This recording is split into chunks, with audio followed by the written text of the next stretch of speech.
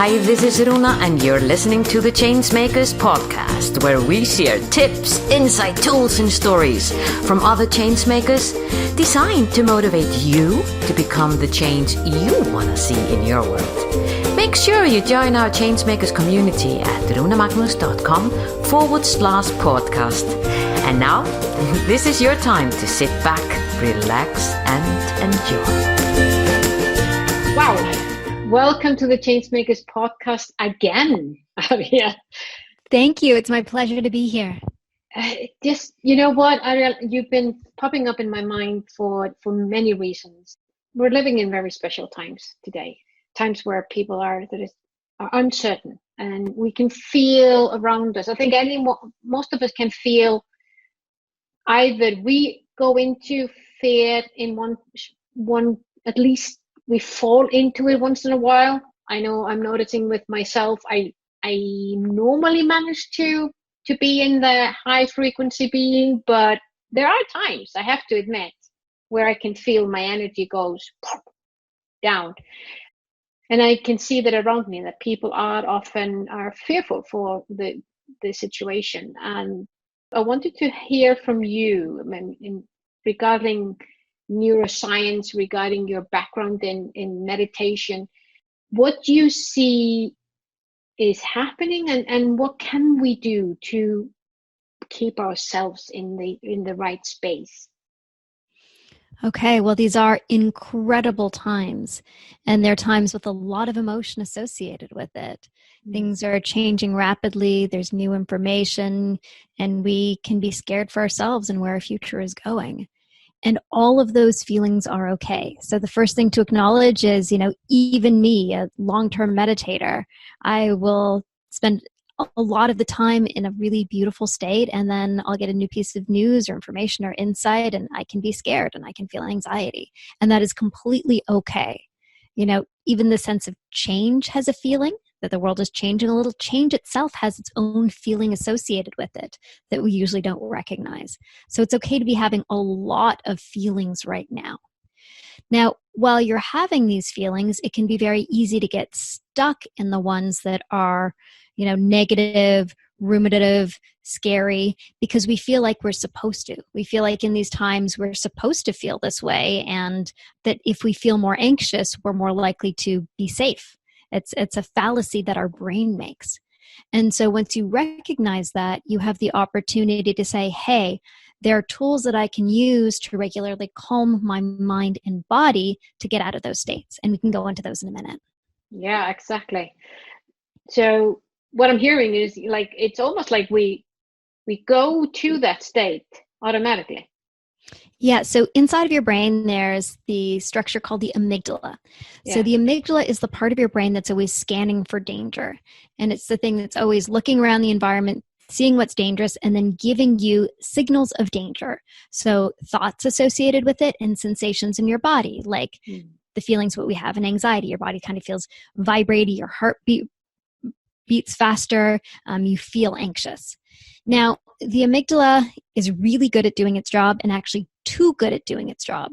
It really wants to keep you safe more than anything, so it floods you with these thoughts and feelings when it sees something that's unsafe.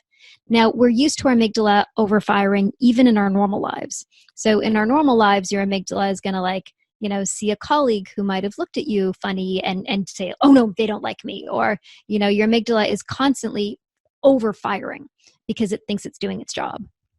And the amygdala will constantly represent the same information to you over and over and over and over again.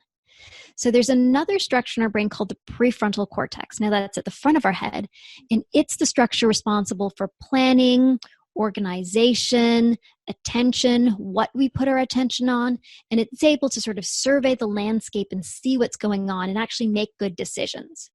So the amygdala inputs to the prefrontal cortex, but the amygdala can just go on hyperdrive and make you feel afraid with the same information over and over and over and over again.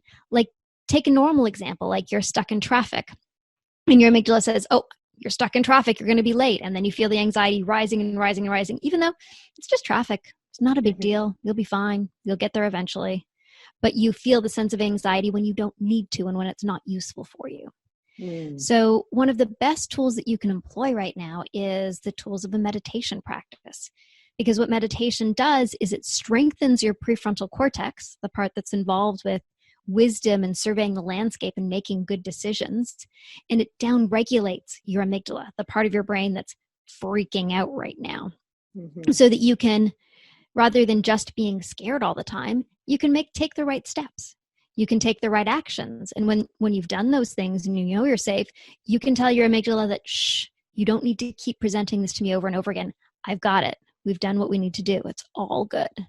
I love that, especially when you realize that you're actually talking to your own voice.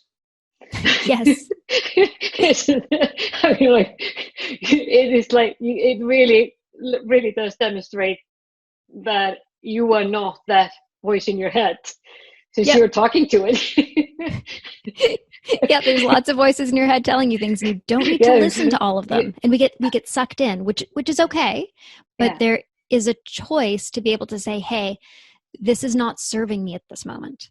You know, the 50th time of checking the news is not serving me. There's no new news, and if there was, you know, somebody else would tell me about it.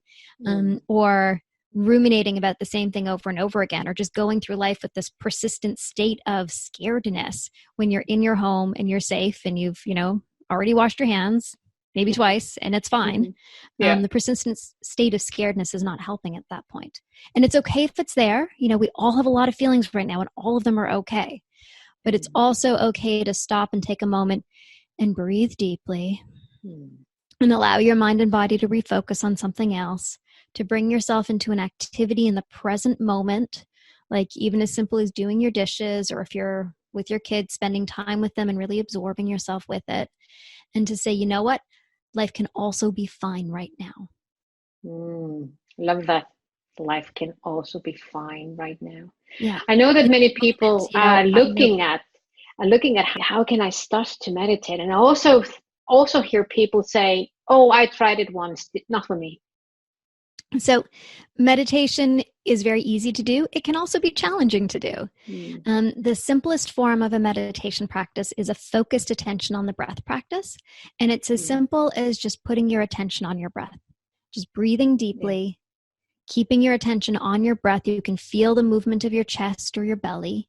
And as you do that, you're taking yourself out of your wandering negative thoughts, and you're bringing yourself into the present moment because your breath is happening here and now. And actually, as you take deep breaths, you are signaling to your body to calm down. So when you breathe in deeply into your stomach, you're actually tugging on something called your vagus nerve. And your vagus nerve gives your body the signal to move into rest and digest. It triggers your parasympathetic nervous system. And as you extend your exhale, you are actually slowing your heartbeat down. So the longer you spend in an exhale, the slower your heartbeat is going to go, which is healthy at this point. Again, signaling to your body to just calm down. Wow, yeah. And we need that, because in that calmness, that's where we can be more aware of our actions and our reactions to things. That's exactly that. Just that breath. And to make good choices.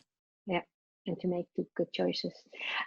Your wisdom is behind the Muse, the technology that measures our brain activities during meditation. Can you tell us more about that?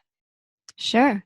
So we built Muse to solve the problem that you mentioned earlier of, you know, meditation's not for me, or how do I start a practice, or how do I get meditating? So what Muse does is it gives you real-time feedback on your brain during meditation.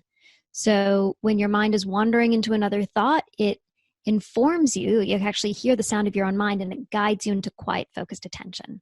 There's also sensors for the heart, the breath, and the body. So the sensors guide your mind and your body into a calm and quiet state. And then there's also real data. So you actually see how your breath and body are doing, and you can see the progress that you're making session after session. So it becomes highly motivating.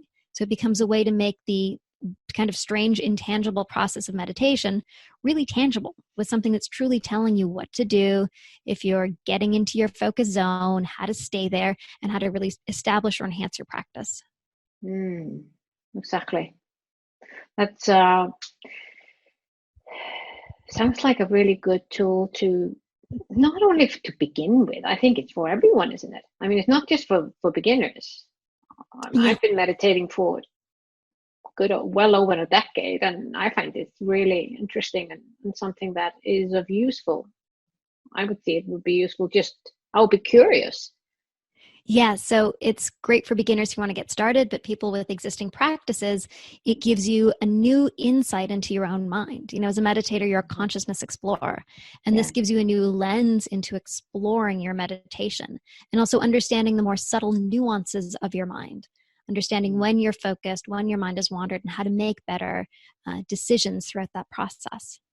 Yeah. When this is recorded, it's just only a couple of days since there was this world phenomenon. I think there were well over 2 million people that meditated at the same time, meditated for more, actually, against the coronavirus, or should we say more love and more healing and to the planet. I know we spoke about it earlier. You participated. You got you were. What did you say? It was in the evening for you, wasn't it? Yeah. For me, it was at 10:45 p.m. For my friends in California, it was 7:45. For you, it was what, 2:45 a.m. You 2:40, yeah, in the morning. Yeah. I put my alarm, and I wanted to be part of that, because there is something so magical when you come together for a meditation. It was really amazing. I mean, I sat there. By the time the meditation actually got going, it was 11:45, and you could really feel that the entire world, all the people on the Zoom, and you could look at the hundreds and hundreds and hundreds and hundreds and hundreds of people who were there. We were all in this activity together, this activity of solidarity and connectedness. And I think if the coronavirus has taught us anything, it's how connected the world really is. And in coronavirus, you can see that, one little thing in China, in a distant part of the world, is able to ripple so far. And we could take both the negative of that, the negative impacts we have, or, the damage that we have to the environment. What you do will affect somebody else. And you can also take the positive impacts of that, the recognition that your actions really are connected to other people, to the world.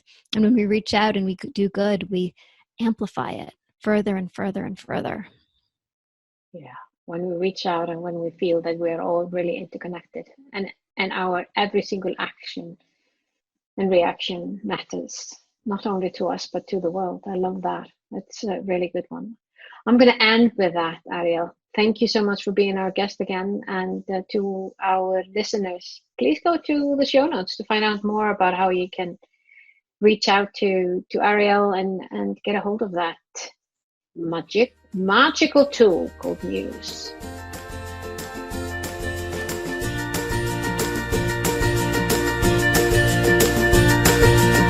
Was this podcast of value for you? I sure hope so. If so, feel free to share the love and give us your generous review on iTunes or Stitcher. And remember that you can always go to runemagnus.com to find out more about the Changemakers and how we can help you drive the change you want to see in your world.